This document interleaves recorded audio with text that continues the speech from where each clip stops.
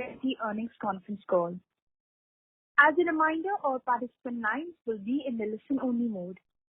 There will be an opportunity for you to ask questions after the presentation concludes. Should you need assistance during this conference call, you may signal an operator by pressing star then 0 on your touchtone phone. Please note that this conference is being recorded. I now hand the conference over to Mr. Vikas Chadha, Head Investor Relations, Birlasoft. Thank you, and over to you, sir. Yeah, hi. Thanks, Malika. So, very good morning to all of you, and welcome to Birlasoft's Q4 and FY20 earnings call. So today we have with us our CEO and MD, Dharmender Kapoor, DK as you know him, Roop Singh, our Chief Business Officer, Sri Rangnath Kulkarni, SK, our Chief Delivery Officer, and this time around we also have Arun Rao, who has joined us as a Chief People Officer, and Shantanu Rudra, who has taken over from Rajiv and is heading finance for us. So please note that anything which we say and which refers to the outlook for the future is a forward-looking statement on this call and must be read in conjunction with the disclaimer which we have put up in our last page of investor updates, which mentions the risk that company faces. Now with this, I hand over the call to DK. Over to DK. Thank you, Vikas. Good morning and welcome to Birlasoft's Q4 Financial Year 20 earnings call. I'm very pleased to present the financial results for Birlasoft for Q4 and Financial Year 20. As we get to concluding the financial year, I will also be completing a year as CEO of Birlasoft in just a few days on 1st June. When I look back at the last 1 year, I look with a great sense of satisfaction at what we have achieved. It is the first full year of operations for new Birlasoft after the merger, and we had to wrestle with multiple challenges in putting together an organization that will have a strong foundation for growth. We took many decisions that were unpopular, but absolutely essential to create an organization that will be resilient and sustainable to changing market dynamics.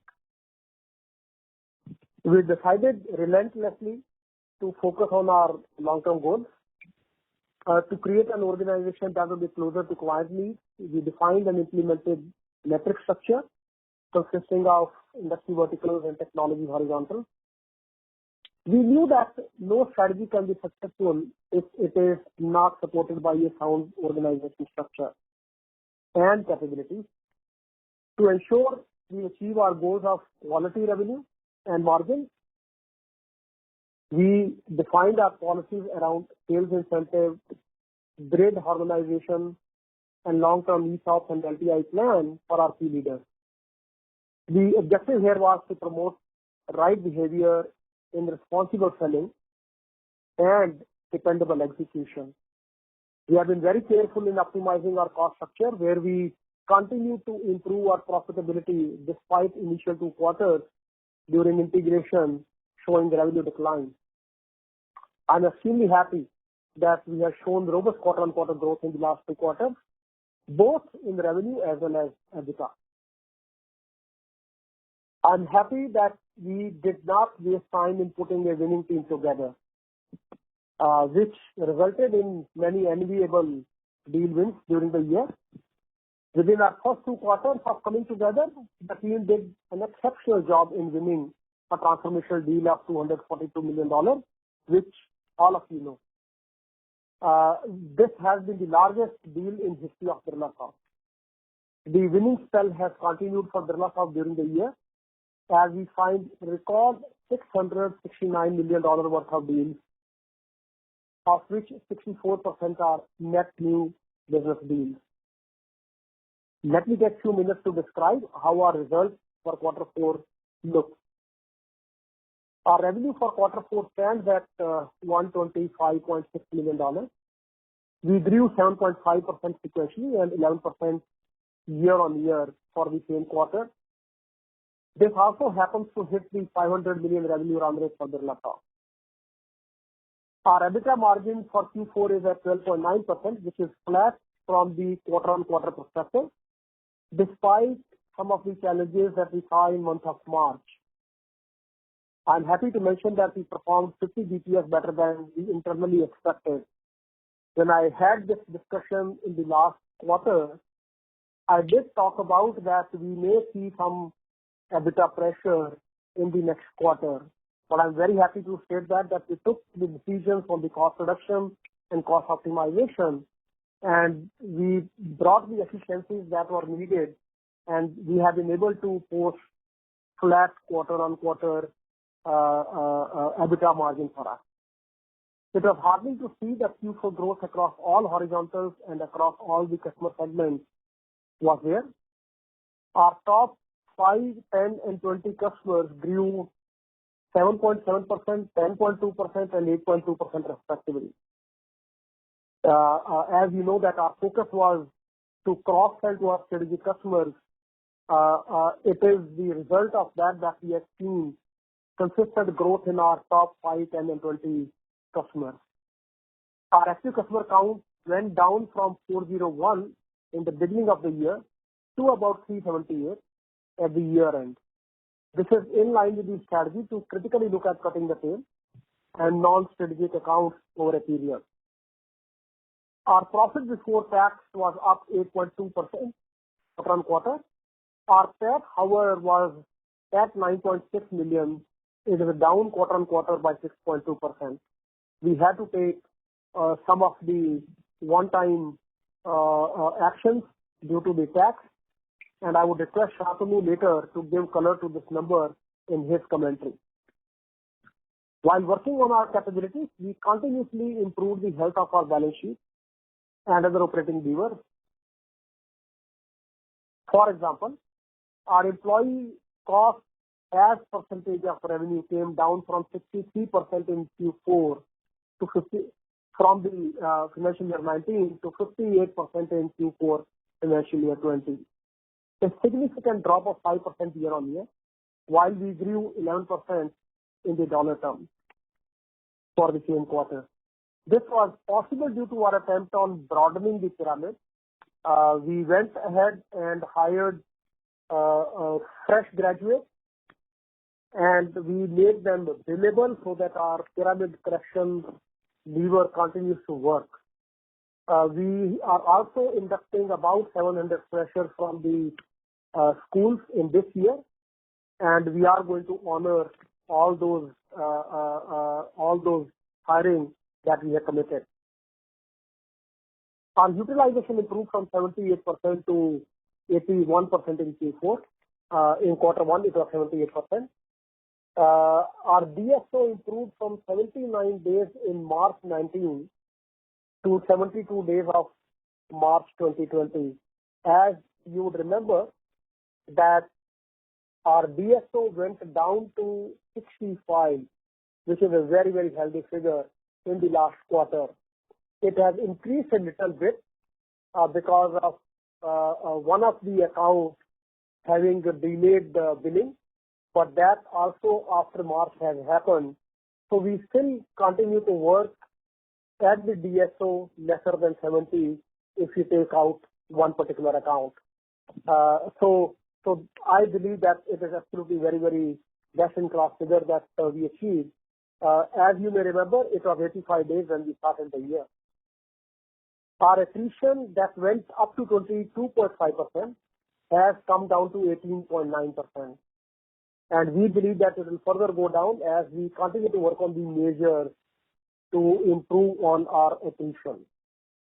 Our annuity revenue improved from 53% to 59%. We did talk about this in the last quarter also. We will continue to focus on this particular parameter because we want to look at improving our annuity revenue so that our revenue quarter on quarter becomes far more predictable than it is today. Today we have to work harder and we have to, in order to ensure that what our guidance would be. But we want to make it simpler for us improving the annuity revenue, and we'll continue to focus on that as a parameter. Our cash and cash equivalent have gone up by 5.3 million during the year, despite 26 million outflow on the account of pickup, dividend, and loan repayment. We increased the number of people in the organization, number of employees in the organization by 207. That was the net addition during the year. Our strategy of keeping focus on key accounts and optimizing the tail accounts, which I mentioned earlier, has worked very well. I talked about our top 5, 10, and 20 accounts, how did they grow. But if you look at the contribution from top 10 accounts went up by 36.2% in the quarter 4. And if you look at the top 10 accounts, it grew by 23% year on year. Similarly, top 20 account contribution went up from 48.8% in March to 53.3% in March 20. And saw growth of 21.2% in our top 20 accounts.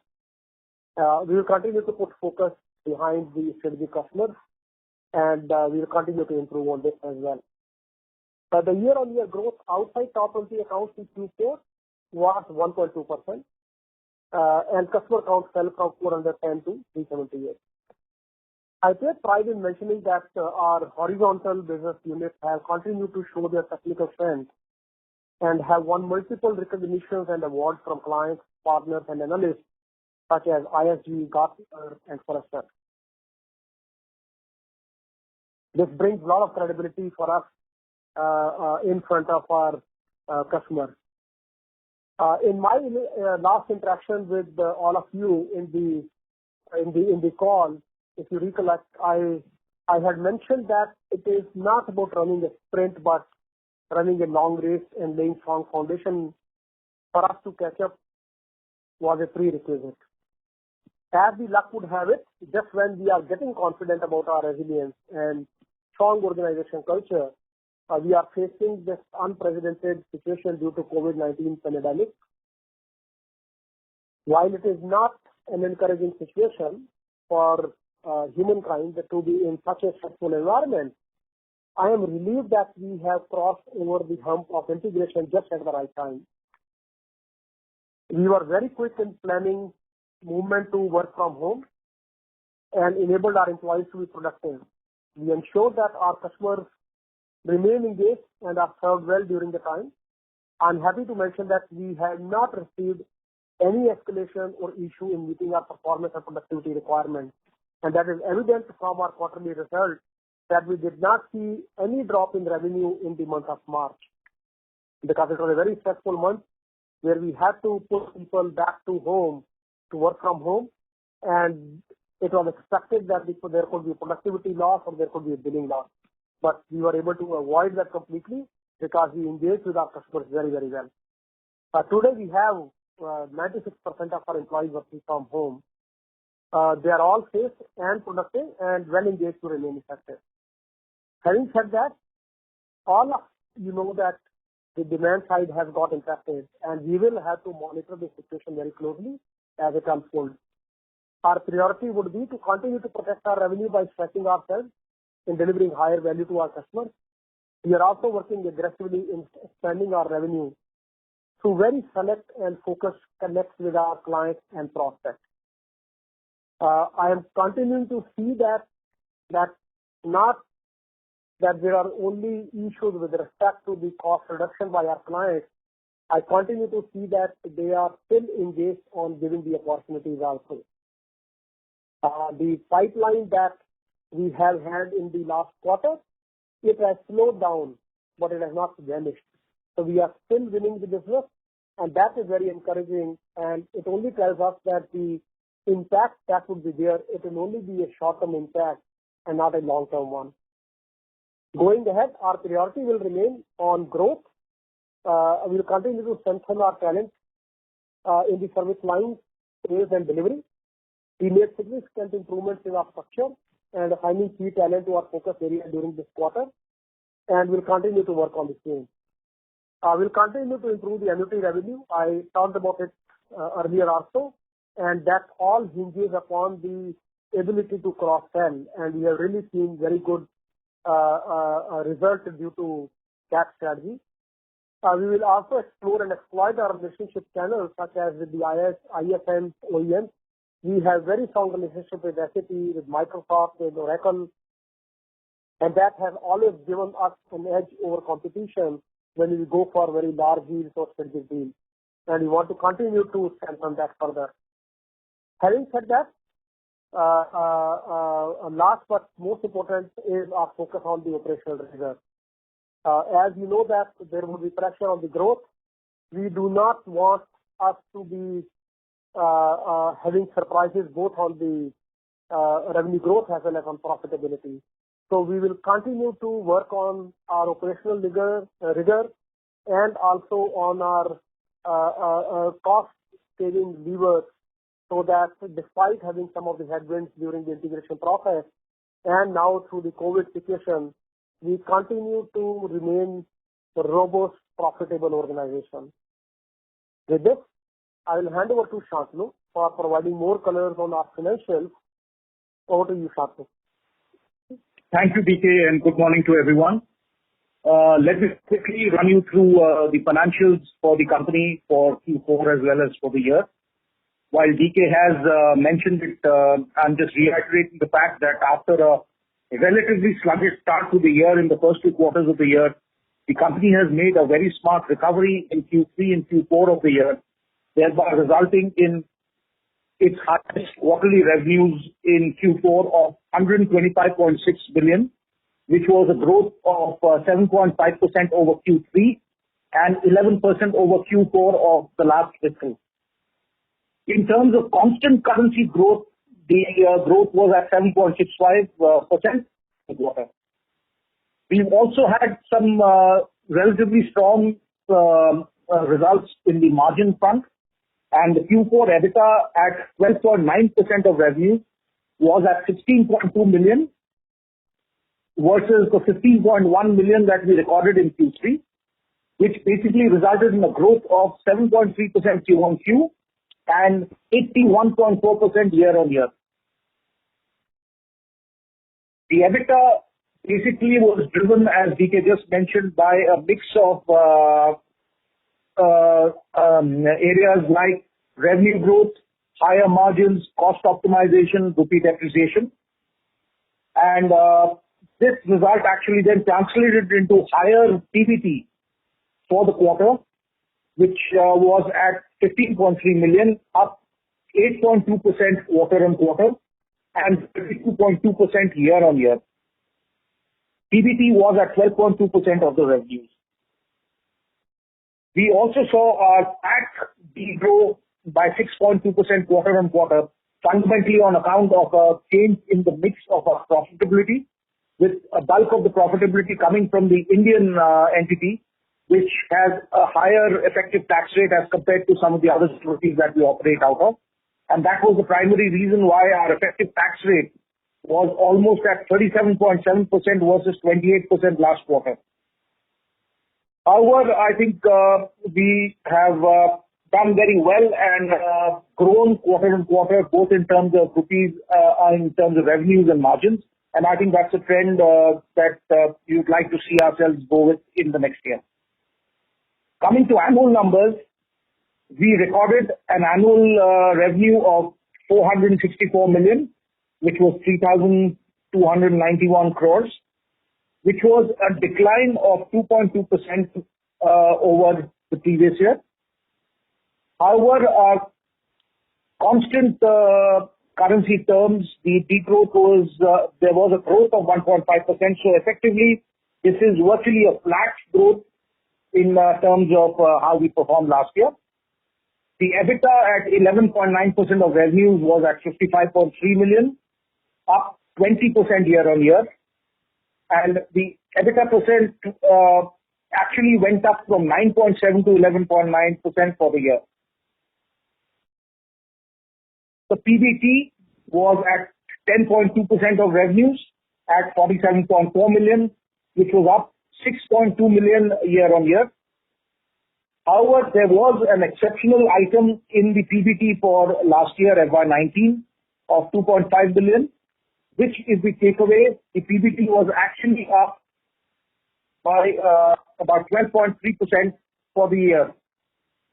We also had a small blip on our tax rates for the year as a whole, with our effective tax rates at 33% versus 20% last year, primarily because of the tax dispensations that we did not have on account of SEZ operations as well as R&D operations this year. And therefore, the tax rate actually went up to 33%, and our PAT saw a small decline of 11.9%. And if we ignore the exceptional items of 5.3% at 31.6 billion, which was 224 crores. So that, in a nutshell, is the profit and loss and the revenue and expenses numbers. We've also made a very strong attempt at improving the health of our balance sheet all through the year. And I think several parameters, some of which DK mentioned, are all pointing towards it. We saw our DSO come down from 79 days to 72 days. We saw our unbilled revenues drop. We saw cash balances, cash and cash equivalent balances go up to 88.4 million, up 5.3 million over the previous year, in spite of having repaid all debt of 5.1 million. So we are debt-free right now. We paid dividends of 13.2 billion in last year, and we also incurred capex of 7.7 billion last year, adding up to a total of 26 billion. So we've had a fairly effective cash generation, fair amount of cash generated last year, in spite of taking care of all the operations spent. And I think what the other focus that we've had last year is also to make sure that we de-risk our cash in terms of fluctuations and risks.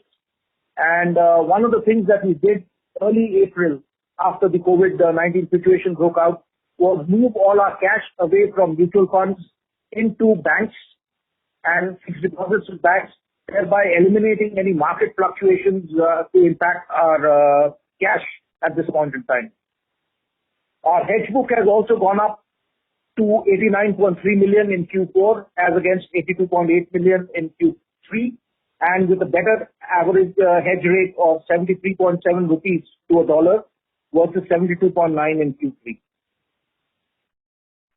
Considering the healthy cash balance in spite of the COVID crisis, our board has announced a final dividend of rupees 1 per share over and above the interim dividend of rupees 1 per share that we had already announced in Q3. And with a total dividend of 2 rupees per share for the year, our payout ratio, including dividend distribution tax for FY20 is 27.3% versus 26.9% last year. I think all in all, we have looked at the income situation on account of the current crisis, and we've looked at several measures that we've already initiated, both for protecting revenues and margins as well as for cost containment at our end. And I think our strong growth in revenues and margins in Q4 and for the year only augur for better things going forward. On this positive note, let me open the floor for questions. Thank you. Thank you very much, sir. Ladies and gentlemen, we will now begin the question and answer session. Anyone who wishes to ask a question may press star and 1 on your touchtone telephone. If you wish to remove yourself from the question queue, you may press star and 2. Participants are requested to use handsets while asking a question. Anyone who has a question at this time, please press star 1 on your phone. The first question is from the line of Nisar Bukharia from Lucky Investments. Please go ahead. Good morning, everyone, and congratulations to the team of Birlasoft for another exceptional quarter. Sir, my question is going to be something that everybody is going to ask. What sort of an impact do you think we will face in quarter one due to the disruption of COVID in execution? And secondly, do you think we can end with a 5 to 6% constant currency growth over the last year despite the COVID situation, looking at the order book at hand? So, if you look at for the financial year, the coming financial year, as you know that we don't give the guidance in the market, but at the same time, it is very difficult for any company to determine as to how the entire year will behave, because every single industry is impacted. Currently, everybody is going through the bad time, but it all depends upon how the recovery starts happening with different industries. So it is always yet to be seen. What we understood about the impact in the month of March was very different from what we saw in the month of April and what we see actually in May. So there is definitely going to be impact. But I believe that the impact should be a short-term impact. I expect that there will be a pressure in the quarter one definitely, and it will get stabilized in the Q2. Because it is not that we are seeing only the delays or deferment of projects, but we are also seeing that there are clients who are giving the opportunities also. So both the things are happening. It is absolutely right that there is a more set of delays and drop in the projects than the number of opportunities. But the opportunities only give me the green signal and the good signal that it is only going to be for the short term. The companies are not losing hope. And they are also finding it very crucial at this time that how do they improve their cost structure, how do they optimize their cost. And that is leading into more opportunities of outsourcing. So we are working on those. And I think, I believe that the IT industry will definitely take benefit of the changing market dynamics in the longer run. If you look at one of the very clear signal that we are getting from our customers is that they do not want to concentrate their risk. Okay, and they are looking at having the mid-tier services companies in the mix, because they found that they were very nimble and flexible and agile in making people work from home without any disruption. And I think that is giving them the confidence that how do we come into the mix where we were not there earlier. And we are already seeing some of the opportunities in that space.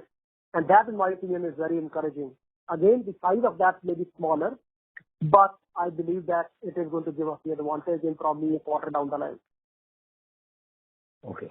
Thank you so much, sir, and all the very best. Thank you. Thank you. The next question is from the line of Shraddha from Asian Market Securities. Please go ahead.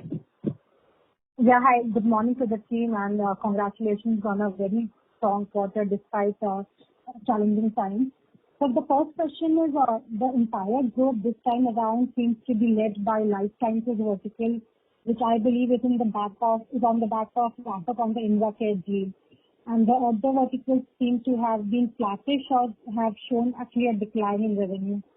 So your commentary on those lines would be really helpful. Yeah, no, I think, yes, absolutely. Invacare definitely has given us a good advantage. But it is not that our growth is only because of Invacare. In both the quarters, we have grown without Invacare revenue as well. So that, in my opinion, is very positive for us because we are seeing almost every vertical and every horizontal for us growing. And that means that the whole team is coming together and is seeing the advantage of the strong foundation that we created. So yes, Invacare has given us the benefit, but we are growing even without the Invacare revenue also. Right, so would it be possible for you to break the revenue growth ex Invacare in this quarter? So last year, if I remember that we grew about 4% if we exclude Invacare revenue. In the rest of the portfolio, we grew 4%. This quarter, we have grown approximately 2.7 or 2.8% if we exclude the Invacare revenue. Okay, so that's helpful. And also, secondly, you did mention that we would face challenges in the first quarter.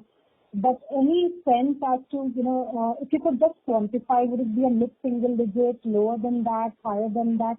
Any directional sense would be really helpful. And we did talk of stabilization in Q2. So Q3 onwards, do we see growth bouncing back to at least low single digits? So I believe that there will be definitely pressure. I don't think that there will be a growth in the Q1. Okay, and we are only trying to look at how do we protect as much as we can, and also try to expand with our existing customers where we have very clear sight of opportunities, so that anything that we lose, we are able to gain it back. But I believe that the impact will definitely there will be in the Q1. Q2 is still in the air because we have yet to see how the companies will resume their work in the US and in the Europe. There are some who have started coming back, but there are others who are delaying. So it will all depend upon that. It will be too premature for us to really look at that. We believe that it should come up in the Q2, but we will get to know more closer to the Q2 as to how that is going to happen. It is very difficult to determine that right now. But we believe that stability should come during the Q2. Right, sir. And just one last bit from my end. As of date, do you see any challenges in terms of any systematic risk in any of your top 20 accounts? And have there been any material project cancellations from any of your strategic accounts? Yes, both sides again. There are cases where there are project deferments and project drops that are there. But we have to understand that it is when it is dropping, these are those projects which are not absolutely essential today for them. But there are other things that are emerging which are becoming very essential. And as I was saying in one of my discussion earlier, that there are regrets that they have had in the last 2 quarters where they did not move to cloud, or they did not put the a disaster recovery in place, or they did not go for omnichannel. Those are the opportunities also that are emerging. It is just that there will always be a lag of opportunity drop and opportunity gain. And that's the reason I said that, yes, there will be impact. But I believe that as far as the sustainability of our top customers is concerned, I don't think this is in question anywhere. Okay. So, and with that one last thing, how should we look at the tax rate for the next year? Yes, I would like Shantanu to answer that in more detail.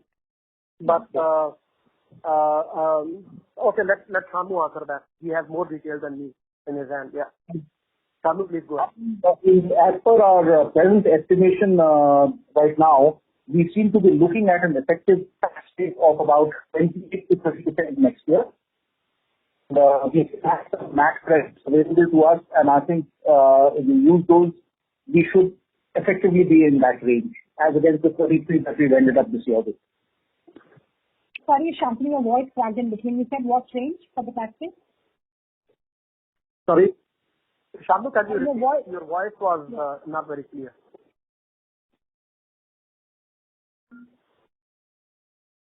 Shantanu? Shantanu, are you there? Okay, Shraddha, let me answer. Can you hear me? Can you hear me now? Yeah, we can hear you. Please go ahead. Yeah, sorry. As I was mentioning, as per our current estimates, we seem to be looking at an effective tax rate of between 28 and 30% next year as against the 33 that we encountered this year. And of course, a lot will depend on how our revenues and costs shape up over the next 3.5 quarters. And I think I'll be able to give you a better feel of that once we go down the line, at least by the end of the second quarter. But right now, effective tax rate will be around 28 to 30% for next year. Yeah, that's helpful. Thank you for my end. Thank you. Thanks. The next question is from the line of Rajiv Agarwal from Doordarshan Advisors. Please go ahead. Yeah, thanks a lot for taking my question. First of all, congratulations to the management team for a wonderful job. My first question is just carrying on from the previous questionnaire about the effective tax rate of 28 to 30%. You mentioned that in the previous year, financial year 19, the tax rate was lower because of SEZ and some R&D credits. So what is it that is causing those credits to go away for us in financial year 20 and 21? As you're probably aware, Rajiv, that there was a demerger of the entities last year, whereby the erstwhile company actually took away the engineering business. And along with that, the R&D benefits were actually moved to the engineering business. So it is not available to Birlasoft at this point in time. The second part about the SEZ revenues is also on account of the fact that the SEZ benefits have completed their tenure and therefore are not available to Birlasoft right now. Got it. And and we have not yet moved to the new tax regime, have we, the 25%? And what can you talk about what is our plans around that? I think at this point in time, given the fact that there is a max credit available, the chances are at this point in time, and as per our current estimates, that we will not move into the new regime this year. However, we are constantly evaluating based on, like I answered, our view on how our revenues and costs will turn out, and we'll make that decision a couple of months down the line. Got it. Okay. So then moving on, the next question is, our revenues have grown nicely this year, especially in second half. What is also interesting to see is that we have been able to improve our margin somewhat. Knowing that next year, as in financial year 21, is going to be a little difficult, should we expect the margins continue to improve, or can you give some sort of a color on how you see the margins trending going forward? DK, would you like to take that? Yeah. I believe that we will have some impact in the Q1 because as we take the cost optimization levers into place, generally, as you know, that the benefits, when it comes back, it takes a little bit of time.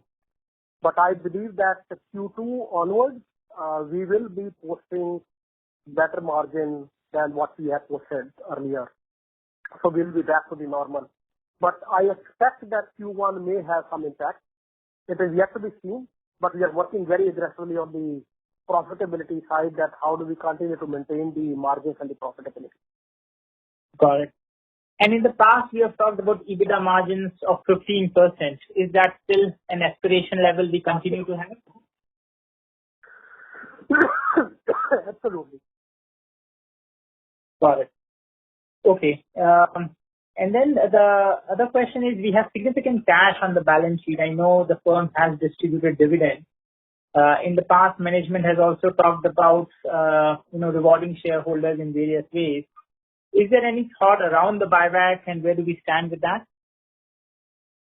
So, we were really considering all these options. As you know, that I did talk about this in the Q3, but it is the situation on the COVID side that has really put the spanner in the whole wheel, that we had to pause on that thinking, because currently the most important thing for any company right now is that how do we preserve the cash, because we all need working capital for at least 2-3 quarters in place, and there are other elements also where we need to continue to invest.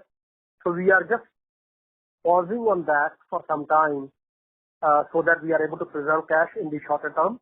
But of course, our philosophy that we have to continue to reward the shareholders, that will continue to remain, and we'll continue to find the opportunities to pay back to our shareholders in a handsome way. Great. And then just last question, in financial year 20, InvaCare was a game changer for us.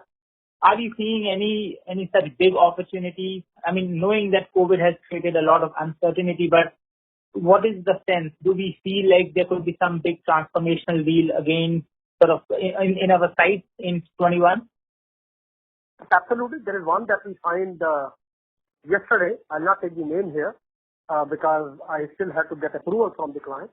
But we signed one yesterday.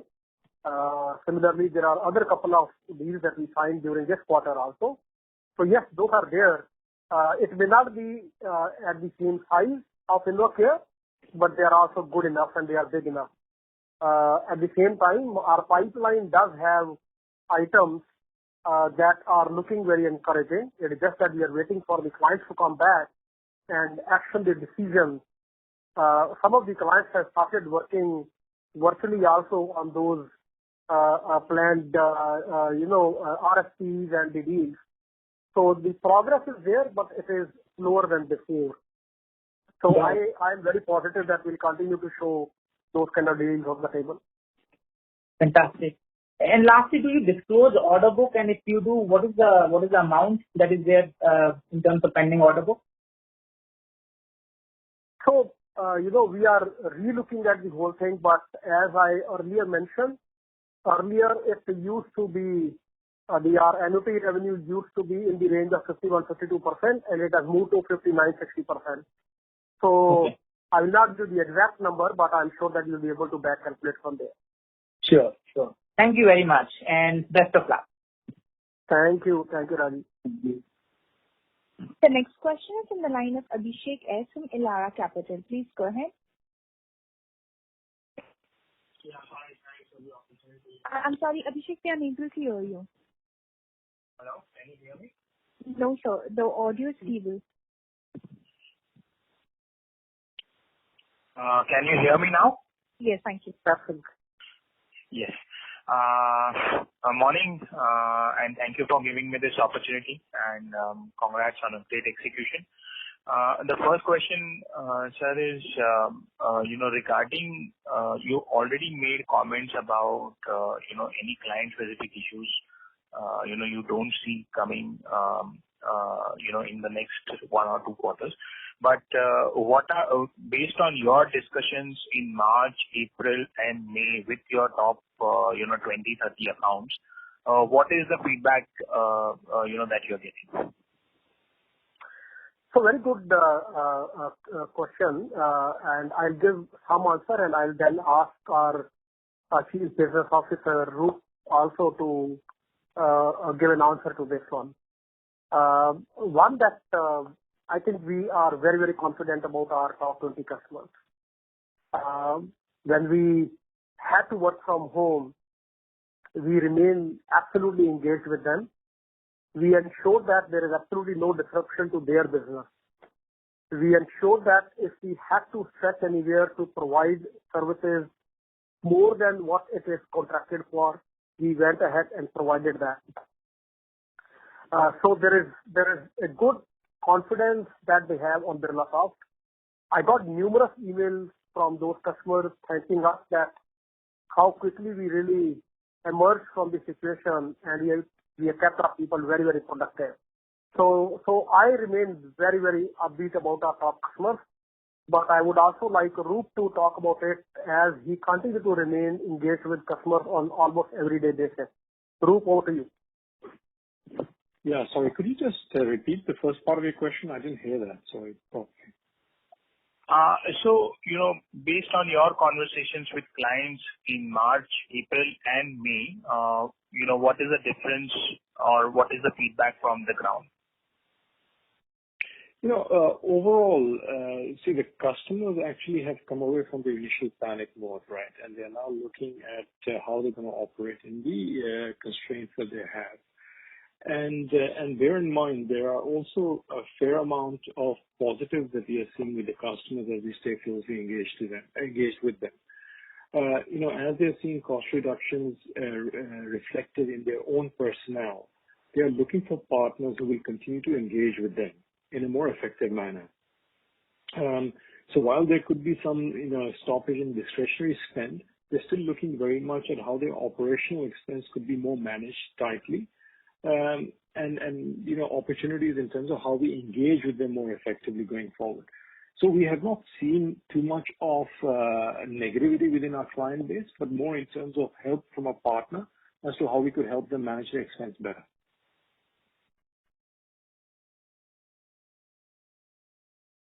That's helpful. The second question is on the mix, services mix. Sir, your growth was skewed towards healthcare vertical. but your services growth was not skewed towards SAP, which I thought could have been. So just any comments around, the mix of growth in services? No, on the services side, I think it is fairly balanced. Every horizontal has shown the growth, and I believe that we cannot single out one which is giving lesser or more. But what is happening is that the interdependencies between various enterprise services or enterprise solution services such as ERPs or other products and with the digital have started happening more and more. So slowly, in my opinion, it is going to get difficult to say whether it is a digital deal or it is enterprise solution deal, because they are getting merged to a great extent. And if you look at from that perspective, we are seeing significant opportunities in the SAP as well. InvaCare was all at the backdrop of SAP. Similarly, there are a couple of others that we hopefully will declare very soon is also on the SAP side. So SAP definitely is in a very good trajectory. On the Oracle side, the Oracle Cloud is taking good shape. We were even rewarded as a good niche player in that part of the work by Gartner. So that also looks robust. But the clients will have to look at when they move from on-premise to cloud. But those opportunities have started emerging. So I believe that we'll continue to see a good balance in the offerings that we have. When it comes to the industries, I believe that life sciences will remain robust because of the current conditions, also because the demand on the medical devices or the pharma companies will continue to improve for the next few quarters. So we should expect that, one, that there will not be as much impact on them, but at the same time, they may be the first one to recover back. So what we are looking at is that there might be impact, for example, for some of the demand and supply related to the other sector, such as airlines or logistic companies, but we do not have very large portfolio there. We have very small portfolio, and that would mean that it will not have a way too much impact on us. Okay. Sir, I know you don't want to provide a guidance for the full year, but, the strong exit momentum is suggesting, growth for us in 21. I know Q1 and Q2 can be soft or there could be issues. But still, with the strong exit rate, is it possible that, we could be in the top quartile of growth from an industry standpoint in FY21 or, in FY21? So, we have very strict guidelines that we will not provide the guidance, and I would maintain that. But I would keep that as a good element of surprise. We have surprise in the last 2 quarters, and I hope that we'll continue to get good surprises going forward also. That's helpful, sir. Just on the from a margin standpoint, I think, from an other expenses number perspective, the earlier commentary was suggesting that over a period of time, this number should moderate. However, in the Q1, obviously, the transition cost has elevated this number. But how should, we read or we should look at this number with 6 to 8 quarters down the line? Thanks. You're talking about the margin at the organization level? Margin at the organization level as well as the other expenses as a percentage of sales is now almost 29% again what we had in Q4 19. And, earlier commentary was that, over a period of time, we'll see this rationalization in that cost item. No, absolutely. I think as we maintained earlier, I would continue to maintain that as our goal, that we will be at par with our peers in the due course. And I believe that we should exit this year definitely at the level where we have the exit rate equivalent to our peers. That would be the focus that we'll keep.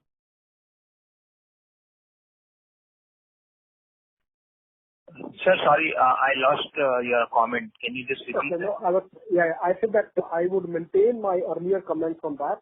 Yes, I know that there would be pressure on the margins in the quarter one, but if I look at the exit rate for this year, we would like to continue to aim for getting closer to our year. So that goal we are not dropping. That's helpful, sir. And last one, just on the CapEx side, what should we build for CapEx for 21? Thank you for taking my question, sir, and best wishes for 21. Yeah. So it is going to be much lesser than what we budgeted for in the last year. If you remember, we budgeted for about 20 million, and we spent about 10 million or so. And we are very careful even in the last year that we do not overspend anything where it is not required. We are extra cautious this year because of the situation that all of you know. So we have budgeted far lesser than what we budgeted last year, but at the same time, we expect that we will cut down on the expenses that are not absolutely necessary. So that goal definitely will be there, and none of the item, even if it is budgeted, goes without any approval. So we are very, very careful on that front, and you will see that there will be a drop in the spend on that front as well. And DK, if I can add the fact that this year's budget for CapEx also has two dimensions. There is one dimension which is absolutely necessary CapEx that we will do, and then there is another bucket which is for discretionary CapEx, which we will only trigger off if and when actually required. Correct. Thank you. The next question is from the line of Manik Taneja from Emkay Global. Please go ahead. Hi, good morning, everyone. First of all, thank you for the opportunity and congratulations for the great performance that we've seen in Q4. DK, just wanted to touch base on a couple of comments that you mentioned. First of all, with regards to a greater focus around annuity stream of revenues, if you could help us understand what proportion of our revenues today would you classify as annuity and how much would be project-based here? And then I have some follow-on questions. Correct. So if I look at our revenue from the projects would be anywhere from 25 to 30%, but annuity revenue would be approximately 59 to 60%. I mentioned that a year back we had that at 52%. And I gave the update in the last quarter also that we have moved up from 52 to 58%. That means the visibility for our next year is far better than what it was when we merged. And it continues to improve upon. We are in the close range of about 60% annuity revenue already. Mm-hmm. Okay. And then with regards to this initiative around cutting a long tail of accounts and deriving some leverage over there, could you essentially help us understand where are we in that journey, and does that, while we've not seen any impact from that initiative in the recent quarters on revenue growth, but do you think that could be a near-term revenue pressure as we cut some of these tail counts? So there are two things that we have to look at when we look at tail accounts. One is that what has happened to our top 20 accounts or top 30 accounts. Mm-hmm. When we go there, a lot of time we see that growth coming by shifting our resources from tail account to those accounts. Mm-hmm. Because you do not want to cut the tail and lose the weight in the process. We have to cut the tail, but we have to look at that the key resources who are locked in the tail accounts, we need to utilize those resources better so that we can get better margins and we can get better opportunities. So we continue to look at what are the resources that are locked in the tail accounts who are not strategic for us, who cannot grow. We also continue to look at what are the opportunities on our strategic accounts and we continue to shift them. That's how we are cutting the tail. Okay. The process has slowed down a little bit because the demand has slowed down in the last 3 months. So that process has slowed down, but our strategy is in place. Our goals are in place. People know what behavior we have to display when it comes to fulfilling the demand. And we know and have earmarked those resources that we can take out from the tail account. So I think that process is there. It is just that it has slowed down a little bit in the last 3 months. But we will eventually go by cutting down on all those accounts which are not going to be strategic for us. Sure. I have a couple of other questions as well. Some of our peers have alluded to suggesting that we could see more like mid-single digit kind of revenue declines in June quarter before things begin to recover. Would we also have a similar sort of an outlook with regards to near-term revenue performance? Correct. As of today, that's the outlook that we also see, that there will be pressure. But at the same time, as I said, that the situation continues to change. We are getting the opportunities also. So our objective is that how do we continue to protect and expand? But yes, our outlook is very similar to what other companies are also providing. Okay. And one last question essentially is that in our case, we've seen that sales and support headcount essentially is significantly higher as a proportion of our employee mix as compared to what we see in the industry. If you could help us understand what's driving that? Is there a classification issue there, which is there, or is it that the sales and support headcount essentially is much higher here and thereby offers an opportunity for optimization? No, so actually there are both issues. That one, that as you know that we were going through the merger, and we still carry the two systems in which we operate, and these are going to get integrated next month. Earlier, they were getting integrated in the month of February, but we got recommendations that we do not try to integrate the two systems closer to the annual close. So we shifted it by a quarter, and we were going to do that in the month of May, but we again shifted it by 1 month because of the board meeting getting delayed, then the COVID situation, and people were all locked down. Now we are doing it from 4th of May to 12th of May and 15th June, and we will be having one system on 15th of June. That itself will help us optimize a lot on that front, because there is always redundancies that you have to continue to keep because of the two large systems running in parallel, and you need the support to do that. When it comes to the sales side, we said that we will have to invest in the beginning for us to be far more competitive. As you know that our annuity revenue was at 52%.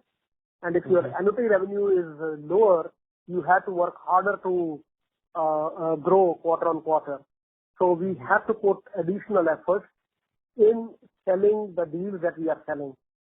It is working very well for us. It is working successfully for us. Yes, we have to take a little higher cost for that. But we will continue to maintain that for some time before our annuity revenue reaches to a range where it becomes easier for us to grow quarter on quarter with lesser effort. Okay.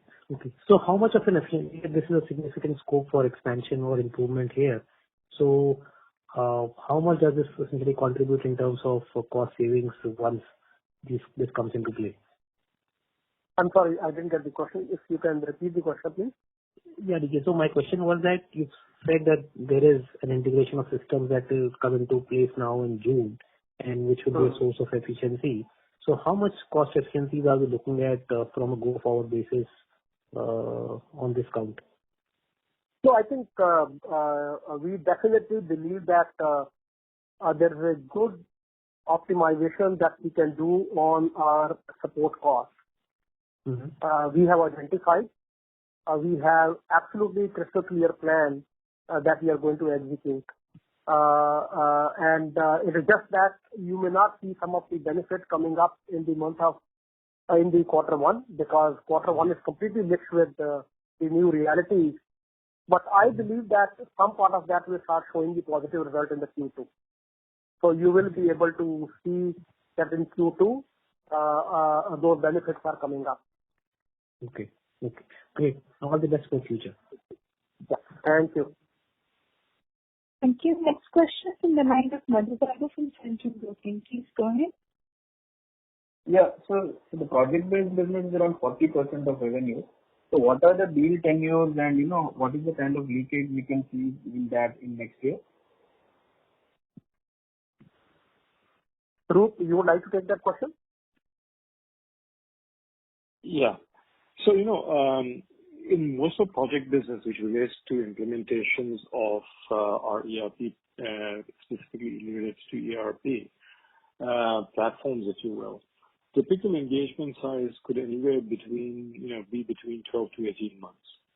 Now, while we are engaging on these projects, we are also actively looking at how can we cross-sell and upsell into these accounts, if you will, right? Project-based business.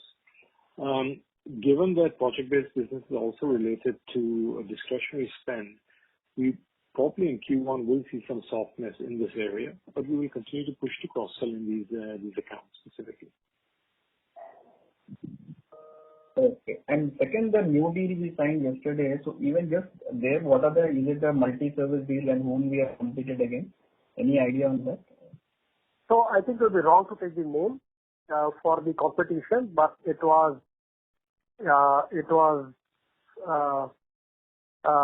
for 3 years. It is a multi-year deal. It is for 3 years, and it is in the infrastructure space. Okay, infrastructure management. Infrastructure management space. Okay. Sir, and last one on you said that work from home has given us a separate advantage. I mean, is it, and how do you see this work from home model evolving over the next 3 years, even post-COVID, whether that is a new normal and whether CapEx will again substantially come down in the sector? Thanks. So, yes, it will have the impact on the CapEx, and I'll come to that answer later. But if I look at very clearly, people are right now well settled and comfortable working from home. But this is also because our clients are comfortable in the current situation. When clients get back to office, they may have very different requirements. So currently our focus is to engage with the customers and determine what part of business they would like to work from office and what part can work from home without any disruptions or without any issues. The BFSI clients will behave very differently from the manufacturing clients. So we have to be sensitive to the sector as well, and we will be. At the same time, we also have to look at the roles. What are the roles which are more conducive to work from home, and what are the roles which need to be absolutely essential working from the office? So we are looking at that element also. So I believe that when we get back to office, one, that we are not in a hurry to get back to office. So if the lockdown is going to open tomorrow, we are not running back to our office. We will take a couple of weeks more before we start putting our people back to office, because we are more concerned about the safety of people, because if they are safe, that means that they are productive, and that means that our clients are happy. So we have to be more careful about that. But I believe that we would have identified definitely some percentage. It could be 15%, it could be 25%. Those are the people who will continue to work from home for a longer period of time. So that is going to happen. Now, if that becomes the new norm, then definitely. I do not want to give a large figure saying that that's the goal that we have to have. I don't think that we want to keep that as a goal. We want to ensure that we are delivering well and we are being seen as a dependable partner for our customers. So that is far more important for us rather than looking at whether somebody works from home or office. But already we have taken certain decisions because we expect that quite a few people will continue to work from home. There was some additional facility that we were acquiring in Bangalore, then in Hyderabad, and some part in Chennai. That all we have dropped. We are building up another floor in the Noida office. We have postponed that. So that's one, that right now we do not need that space because a lot of people are working from home. and many will continue to work from home. So we believe the requirement of seats will be much lesser than what it is today. So it is definitely going to provide help on cost reduction at the capex level.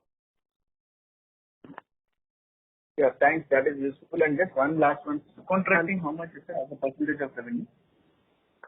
So, SK, maybe you want to take that answer, because there is a lot of changes that SK has initiated on the subcontractor level, because that generally in the current environment was becoming a higher percentage, but we have taken a lot of steps in that direction. SK, over to you.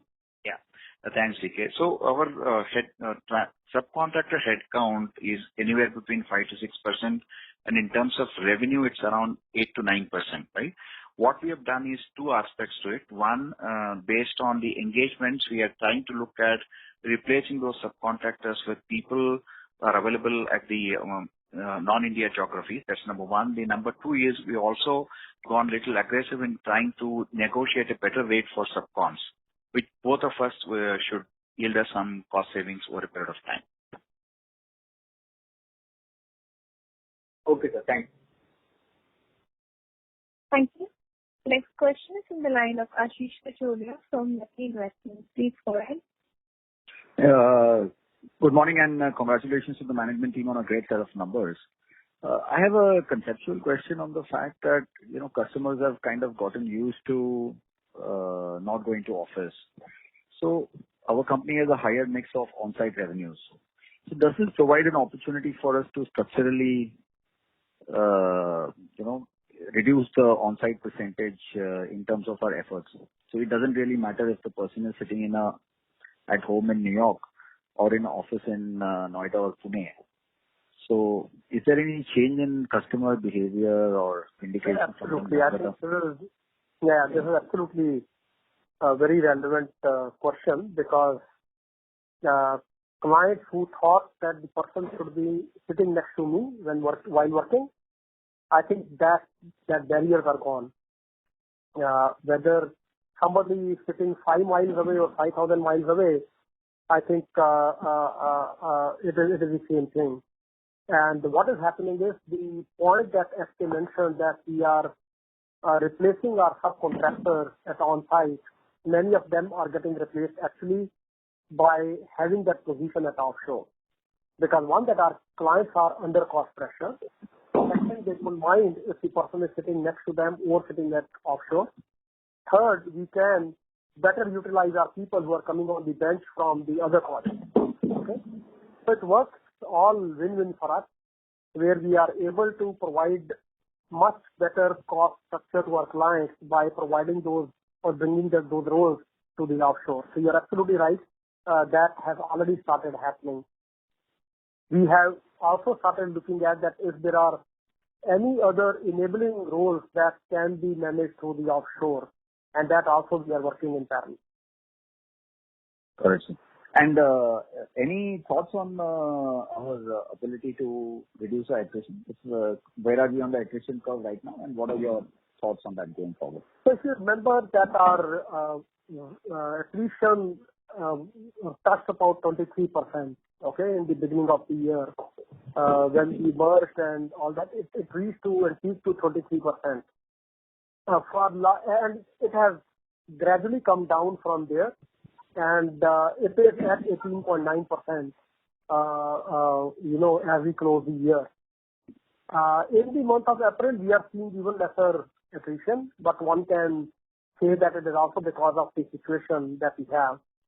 But I believe that the employees are getting settled to the new structure and new ways of working, and that itself is providing us a benefit where the confidence is back and we are able to retain people better. Is this H1B problem going to be a footnote in history at some point of time, given the way the digital and the communication and Zoom, and is this H1B thing going to be kind of irrelevant at some point of time? Yeah, if you look at some of the political news that comes, it definitely shows that there will be pressure on H1 availability and all that. But if you look at what is a report that I saw today that Trump may need more S1 than before in order to sustain.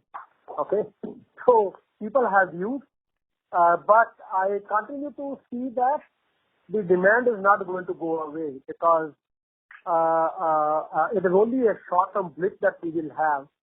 There were so many initiatives on the digital side that the clients were not taking up. And there will be a much greater need as we come out because all those companies who are digital have been able to cope better to the current situation. For example, the retailing companies who had online channels, they are able to open their business, but others are not able to do that. So even the smaller business will start becoming more and more digital. So the requirement is only going to go and increase. And hence that will bring the need for the S1 and the migration of the talent that will be required in the US or Europe geography. So I believe it is not going to go down, but there are other political elements also that we have to continue to keep our watch on and ensure that we are always on top of those numbers that are happening. But I don't see significant change that will happen. Okay. My last question, sir, is this entire ERP thing. ERP was written off as being dead at some point of time. That ERP is dead, long live digital. So can you just throw some thoughts on how do you see SAP, Oracle, all the entire ERP game and how is it interface with digital? Is this a sustainable opportunity for us? Will clients continue to upgrade their ERP systems, and how does it interface with digital to kind of enable a long-term opportunity for our core competence? As I understand, ERP is our core competence. So what is the role of ERP and digital in the new world? So absolutely one that ERP definitely is our core competence. But we also have to understand that the ERP is also core to any business.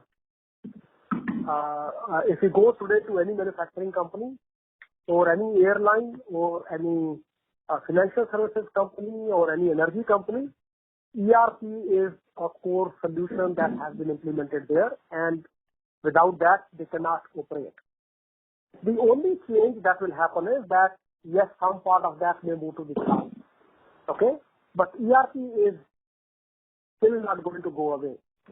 I know that, and I remember that very well. 1 year back, I was given that statement that is ERP dead? And I said absolutely no, because that will continue to form the biggest spend that the companies have. There will be a lot of discussion around digital, but it is not that ERPs are not becoming digital. Even ERPs are becoming digital. So digital is not a one solution, whereas ERP is one solution.